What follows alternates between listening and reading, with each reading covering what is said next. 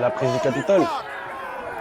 Bah, c'est l'ère des cons. Déjà, l'élection de Trump en elle-même racontait quelque chose d'assez dramatique sur l'état intellectuel du monde. Et il faut pas trop se moquer des États-Unis parce que souvent ils ont 5 ans d'avance sur nous, mais dans la connerie aussi. Et ça raconte aussi qu'une fois que le fascisme s'empare du pouvoir, il le rend jamais de manière pacifique, que ça se fait pas sans heurts. C'est de toute évidence une forme de putsch qui a été fait dans ce qui est censé être la plus grosse démocratie du monde, tous compris les États-Unis, mais bref. Et du coup, le fait que le peuple d'une qui soit pas en tôle et le fait que le peuple puisse vouloir remettre au pouvoir quelqu'un qui l'a lâché avec autant de difficultés, au-delà des 1000 dingueries qu'il a fait et qu'il continuera à faire, c'est très inquiétant. Et ça raconte aussi quelque chose du pouvoir des médias. Et on commence à toucher du doigt ça en France. Tu parles à des gens et ils te parlent d'un monde qui n'existe pas, putain, et juste ils sont bouffés par la propagande médiatique et par l'intolérance, parce que c'est toujours beaucoup plus audible pour les humains et pour les citoyens de se dire que c'est la faute du mec qui est dans une situation encore plus de faiblesse que lui, que d'assimiler le fait qu'il est en train de se faire baiser par des politiques depuis 30 ans, qui en plus bouffent 12 000 euros par mois sur sa gueule